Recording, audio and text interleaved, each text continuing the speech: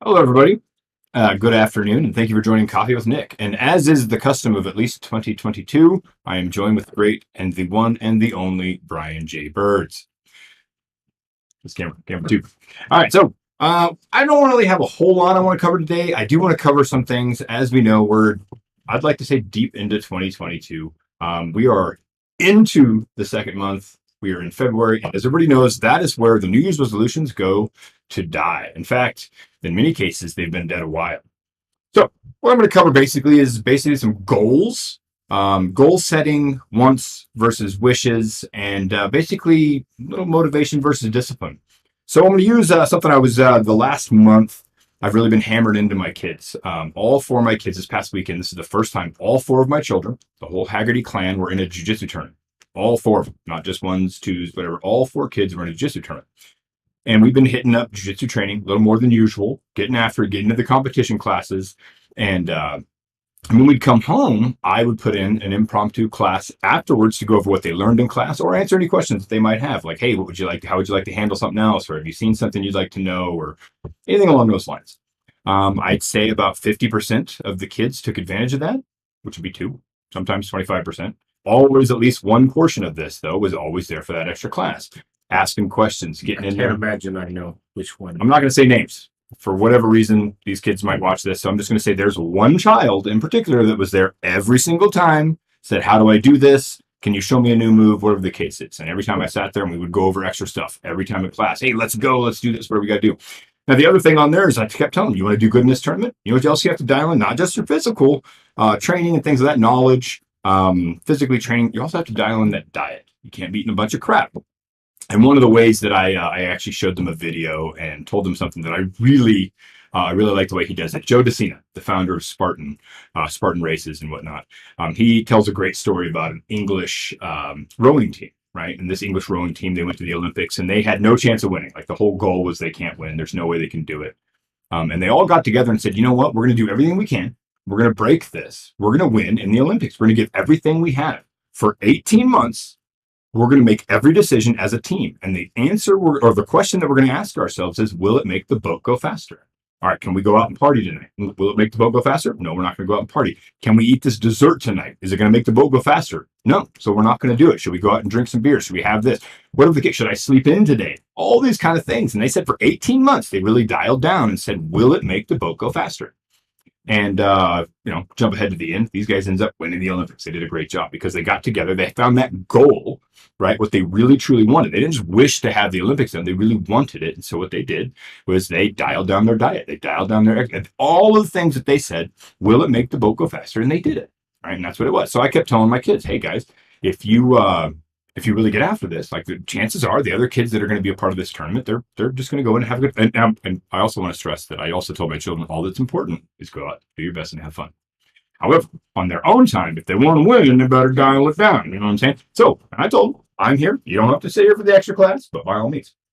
So I'm going to fast forward. That one child, he got 2 gold medals. Right? Didn't win a single match or didn't lose a single match. Went in there, crushed it, did a great job. Everybody else couldn't be more proud of them. They went in there and they went after it, but there were some things that they were like, oh man, I wish I'd known this a little more. I wish I'd studied a little bit more. And they actually came to me and said, hey, next time I want to make sure that I'm there for those classes. I want to make sure we hit some more classes. Hey, Dad, can we kind of make sure that we hit some more classes? This is them saying it, right? And I think the beauty of that is me hammering that down. So, like I said, we'll get back to the New Year's resolution. So a lot of people say, all right, I'm going to get a New Year's resolution and I'm going to whatever. And in real estate, you might say, I'm going to get to my goal target of money and I'm going to call blank amount of people, follow up with leads.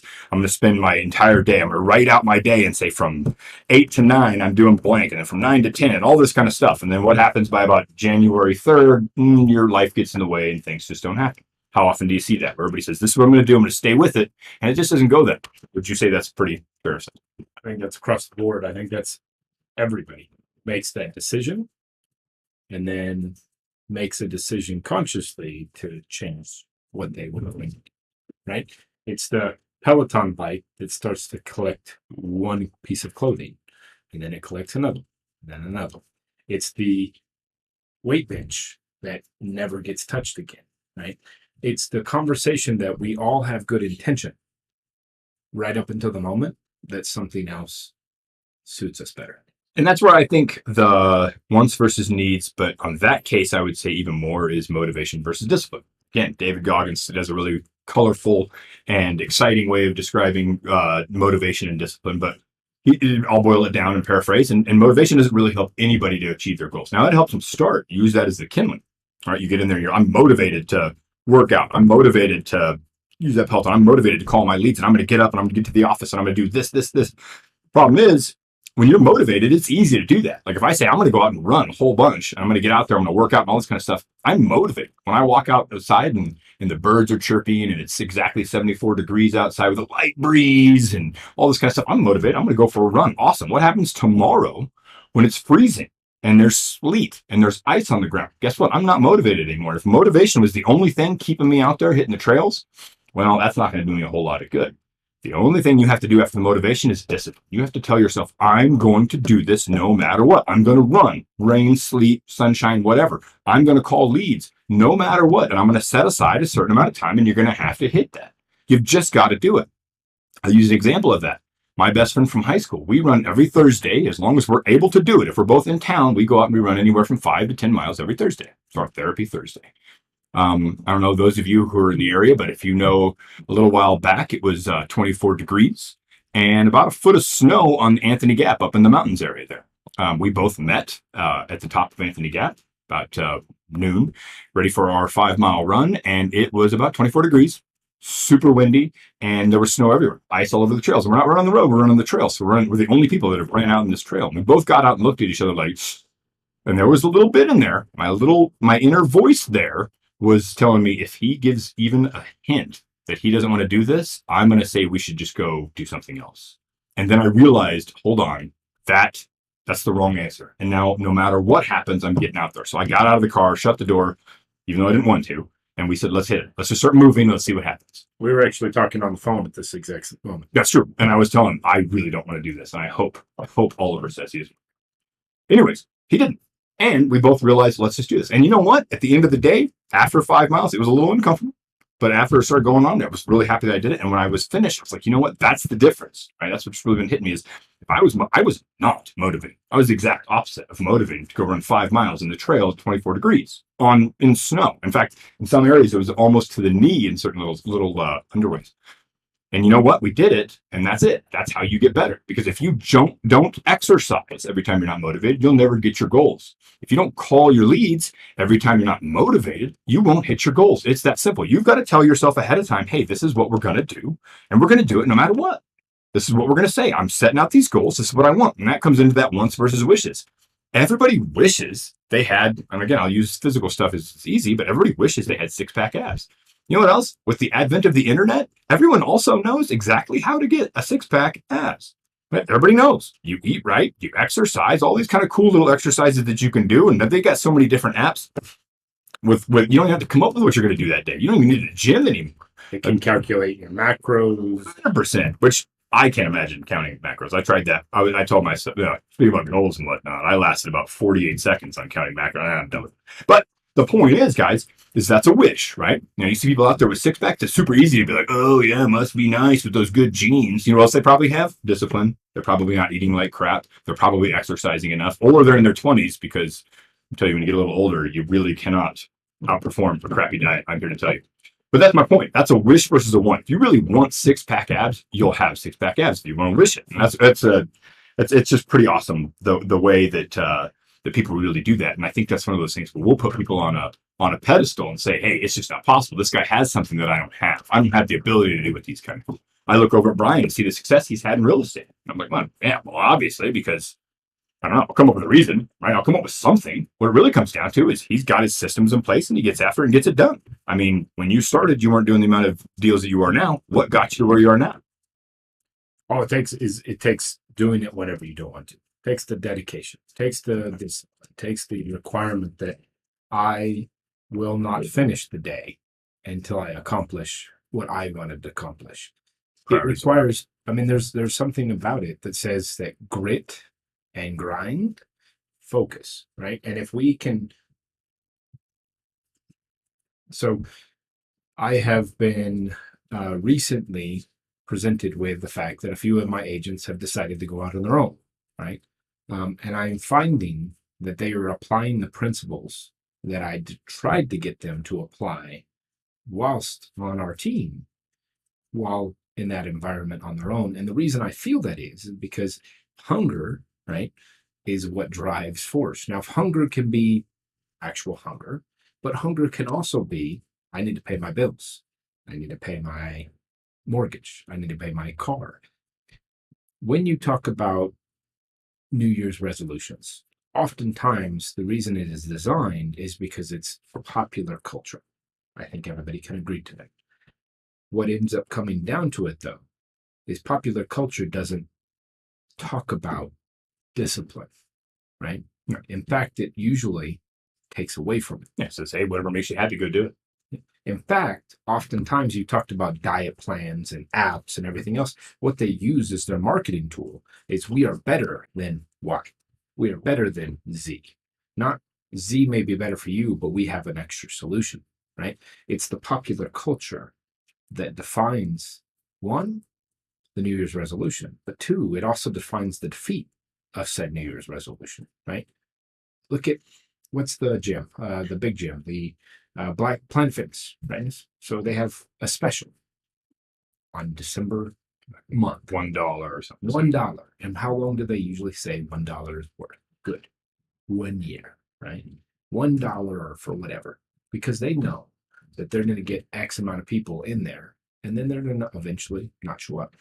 I would assume that their entire business model is designed around the fact that sign up and don't show up. Yeah, I'm forgetting about it. Yeah. I would say that my brother and I, my father got my brother and I a Christmas present. Oh, was it 4 years ago to Planet Fitness or a gym.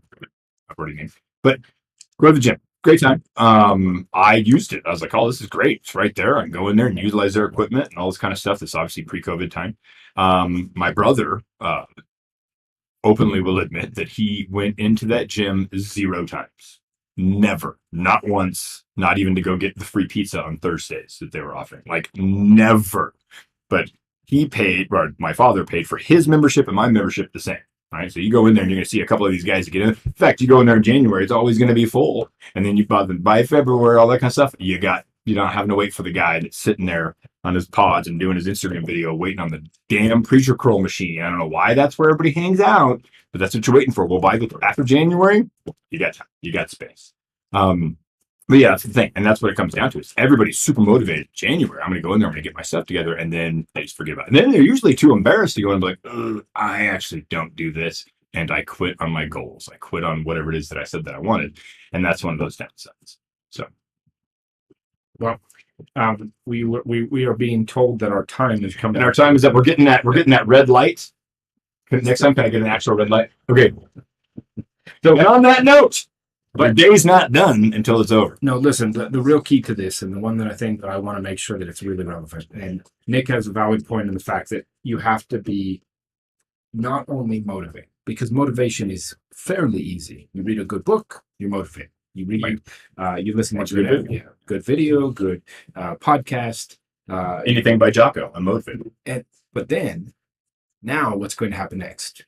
What's the next status, right? Anything, life in general, the weather, anything can change. Your buddies call you, hey, we're all going out. Well, this one time. Nick's kids are getting sick, I guarantee it. The point is that these things happen. Life happens. But if life happens and we don't work at an effort to move forward past it, by the discipline that we create, you're going to lose. And you're probably going to be not that worried about it until 10 years later. Listen, you are in the best shape of your life at an older age than most people. Much older age than most people. Yeah. And here we come. On Saturday, I'm running 62 miles. I'll bet you I don't want to keep going halfway through. Now, we're scratching this video if I don't make it the whole way. But the point is, last thing I want to say, since we are getting the red light, just because there's nothing wrong with New Year's resolutions, but just because you made that New Year's resolution and maybe have kind of fallen off that resolution, there's nothing that says that you can't make a new resolution, a new goal right now and stay with it. You don't have to wait for 2023 to come around so you can get back on getting your shit together, right? You do it right now. You can even call it your February, right? You can have a goal. Not the same ring, But yes, February goals. New February resolution. As you can tell, maybe we can call it our Valentine goal. Valentine's goal. I like it. It'll be your Valentine, right? Be my Valentine's goal. All right. Excellent, guys. Listen, make sure that as you tune in, one of the things that we just heard as we re-recorded a podcast with Andrew and Kent is the conversation about action. And they were talking about an open house. A lot of times people tend to shy away from open houses because they're boring. Sometimes they generate, sometimes they don't. You could have one person, you could have 50. And that's a little reluctant. But for 6 solid years, my Saturday and my Sunday were dedicated to open house. Oh yeah, it was expected, even though everyone really knew. All you're going to do is send it. You got to bake the chocolate chip cookies, and you know what's going to happen. You're going to eat them by yourself. In that same token, it's also put us for the fact that I don't have to do that anymore today because I did it for 6 years. That's true. So remember, it's going to be difficult. And Nick spent a lot more time getting to the shape he's at today that he just now has to maintain rather than having to go from where he was to where he is. Would you agree? Yes. Once you get over the hump, It's a lot easier to maintain than to have to get there. 100%. and that's what we're trying to get. Get in your lane, work while you can, work while you will, and then the rest won't be easy, but it will be easier. 100%. Cool. Guys, thank you. Have a great day. Appreciate you, and see you later.